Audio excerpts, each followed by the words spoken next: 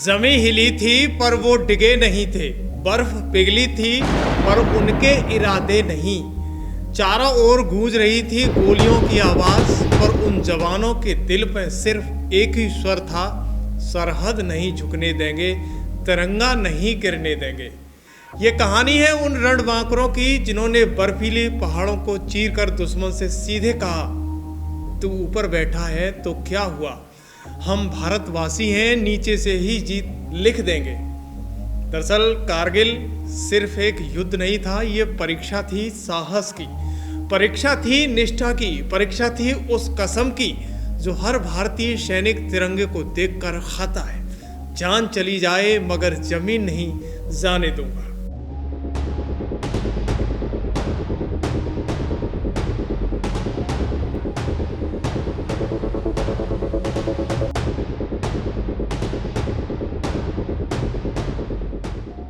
वो मौत के साए में जिए थे पर भारत माँ की छांव कभी नहीं छोड़े। वो शहीद हुए पर झुके नहीं, और जब टाइगर हिल की चोटी पर तिरंगा फहराया गया तो पूरी दुनिया ने एक ही स्वर में कहा, ये है भारत, ये है रणवीरों की जो जन्मभूमि भारत। दोस्तों तो आइए शुरुआत करते हैं सत्य के दस्तावेज पर, देश के हीरो की उस कहानी के साथ जिसने इतिहास नहीं एक मिसाल रच दी हो। मैं योगेश कांत और आप देख रहे हो खबर एक्सपर्ट। दरअसल वर्ष 1999 मई का पहला हफ्ता था। लद्दाख में जमकर बर्फ हो रही थी। तभी लद्दाख के बटालिक सेक्टर में तासी नाम का एक चरवाहा अपने याक खोजने पहाड़ियों में गया। इस दौरान उसे याक तो मिल गया, लेकिन जो उसने पहाड़ियों में जो देखा वो इतिहास की सबसे बड़ी सैन्य घटनाओं में से एक उदाहरण था, उसका एक अध्याय बन गया। तासी ने देखा कि कुछ बंदूकधारी काले कपड़ों में आजम चौकी के पास पत्थरों के पीछे छुपे हुए। शक हुआ ये भारतीय नहीं हो सकते। उस चरवाहे ने पहाड़ियों पर नीचे जाकर इंडियन आर्मी को खबर दी। पहली टक्कर। दोस्तों जब भारतीय सेना की गश्ती टुकड़ी वहां पहुंची तो पाकिस्तानी सैनिकों द्वारा उन पर हमला किया गया, जिसमें भारतीय सेना के 5 जवान शहीद हो गए। अब तय हो चुका था कि ये सिर्फ कोई आतंकवादी घुसपैठ नहीं बल्कि एक संगठित सैन्य कार्रवाई थी जो पाकिस्तानी सैनिकों व आईएसआई के साथ मिलकर कारगिल में की जा रही थी।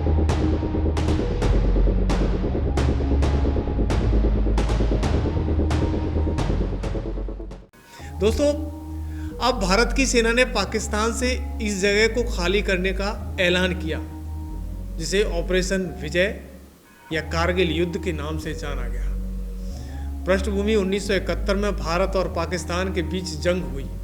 तब भी पाकिस्तान को हार का सामना करना पड़ा और तब बांग्लादेश अस्तित्व में आया, लेकिन एलओसी नियंत्रण रेखा पर झड़पें जारी रही। पाकिस्तान रुक रुक कर फायर करने से बाज नहीं आ रहा था।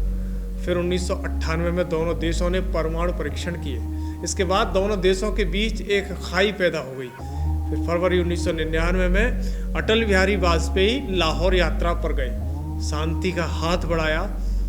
इस घोषणा में कश्मीर को शांतिपूर्ण और द्विपक्षीय समाधान का फायदा किया, लेकिन पाकिस्तान ने धोखा देने की तैयारी कर ली थी। एक तरफ दोस्ती तो दूसरी तरफ पाकिस्तानी आर्मी भारत की सरजमी यानी कारगिल पर कब्जा कर रही थी।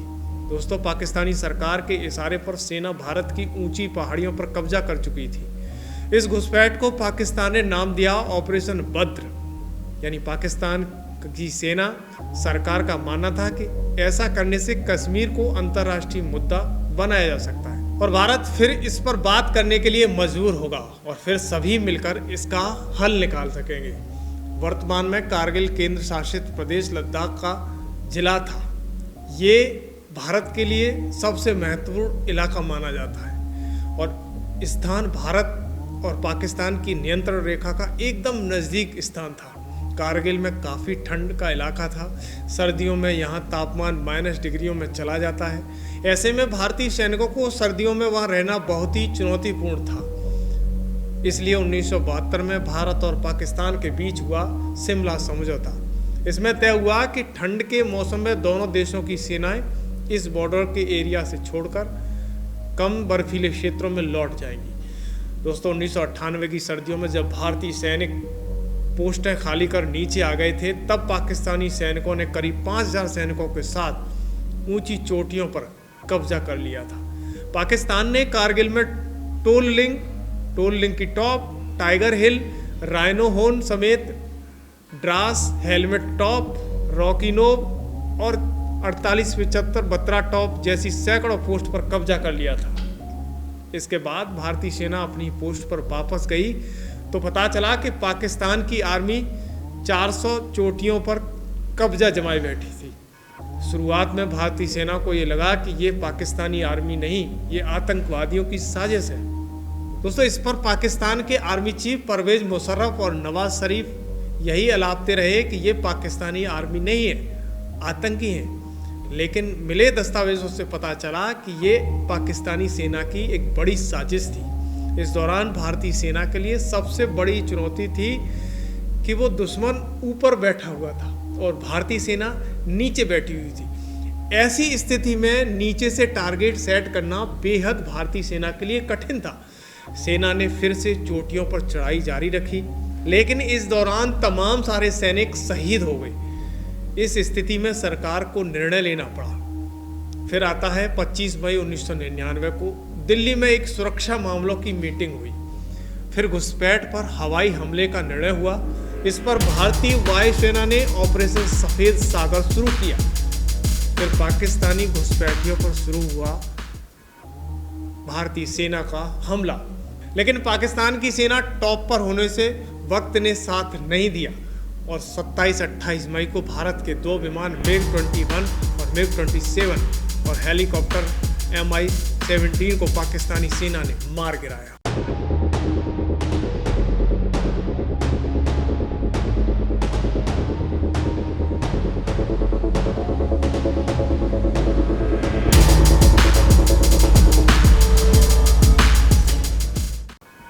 अब कारगिल में सेना की हालत ज्यादा बिगड़ते देख प्रधानमंत्री अटल बिहारी वाजपेयी ने भारत की जनता को कारगिल के बारे में बताने का फैसला किया। इसके बाद 31 मई को पाकिस्तान के साथ युद्ध जैसी स्थिति की घोषणा की गई। उधर भारत की सेना लगातार कार्रवाई कर रही थी। तब भारतीय सेना ने 3 पाकिस्तानी सैनिकों से दस्तावेज बरामद किए जो आधिकारिक तौर पर युद्ध में पाकिस्तान का हाथ होने की पुष्टि कर रहे थे।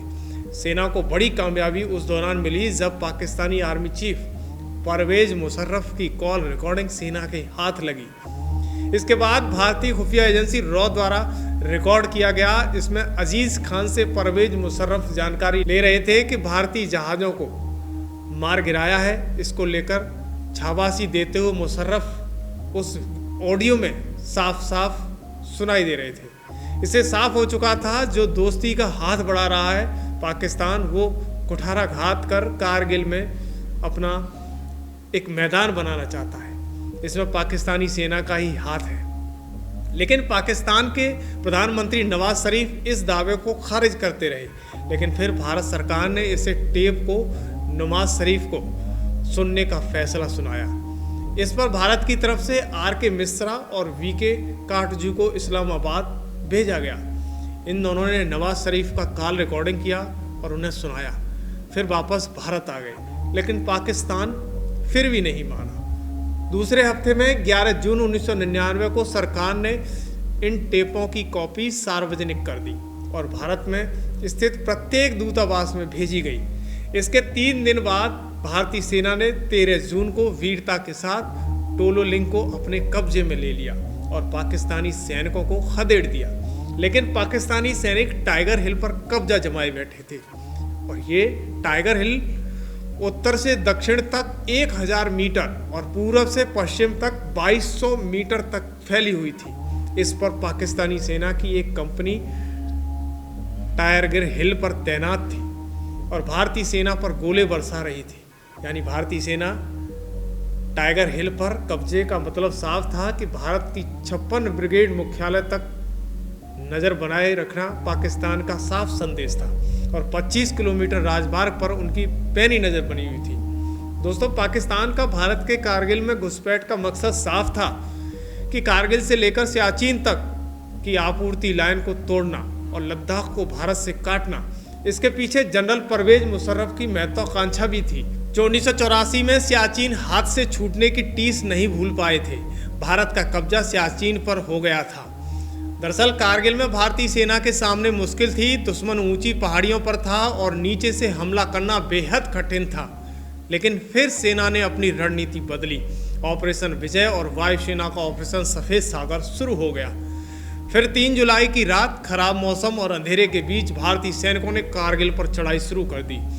वे फोर्स तोपों को और एयरफोर्स ने बमबारी शुरू कर दी। 4 जुलाई को भारतीय सैनिकों ने 3 दशाओं से टाइगर हिल को घेर लिया। यानी 6-7 जुलाई को जबरदस्त लड़ाई के बाद आखिरकार भारतीय सेना टाइगर हिल पर भारतीय जाबाजों ने तिरंगा लहरा दिया। यानी पाकिस्तान की हार और अमेरिका की चेतावनी। भारतीय सेना के जाबाज सिपाहियों ने 7-8 जुलाई को एक एक कर पोस्टें खाली करा दी। पाकिस्तानी सैनिक बुरी तरह घिर चुके थे। घबराए जनरल परवेज मुशर्रफ की मंशा नाकाम हुई और दौड़े दौड़े अमेरिका की शरण में पहुंचे। कैसे भी बचा लो, नहीं तो भारतीय सेना अब नहीं छोड़ेगी। 5 जुलाई को नवाज शरीफ ने वॉशिंगटन में विल क्लिंटन से मिलकर युद्ध विराम की अपील की। भारतीय जाबाज सिपाहियों के सामने पाकिस्तानी सेना घुटने टेक चुकी थी। 12 जुलाई को पाकिस्तान की सेना वापसी शुरू कर चुकी थी। 26 जुलाई 1999 को भारत ने आधिकारिक रूप से कारगिल युद्ध की जीत का ऐलान कर दिया। विजय की कीमत captain Vikram Batra, grenadier Yogendra Singh Yadav, rifleman Sanjay Kumar, captain Anuj Nayar, major Rajesh Singh Adhikari, Naib Subedar Jaswant Singh Rawat, captain Saurabh Kalia जैसे वीर सपूत शहीद हो गए। इसके साथ ही इस संघर्ष में भारत ने 527 वीर सपूत खोए, 1300 से अधिक घायल हुए। पाकिस्तान के करीब 2000 सैनिक मारे गए। 84 दिनों तक चली इस लड़ाई में भारतीय सेना ने प्रतिदिन हजारों गोलियां दागी, पर हर गोली में था देश का संकल्प। ये केवल एक युद्ध नहीं था, ये भारत की संप्रभुता, रणनीति, जाबाजी और एकता की एक बड़ी जीत थी। कारगिल विजय सिर्फ एक तारीख नहीं, एक संदेश है कि जब भी कोई भारत की तरफ आंख उठाएगा तो उसे जवाब गोलियों से नहीं, शौर्य से मिलेगा। याद रखो युवाओं, तुम्हारा आराम किसी और की जागती रातों से मुमकिन होता है। कभी वक्त मिले तो सेना की वर्दी को सलाम ज़रूर करिएगा, क्योंकि ये वो लोग हैं जो अपनी जान की कीमत पर तुम्हारे कल को महफूज करते हैं। जय हिंद, जय भारत।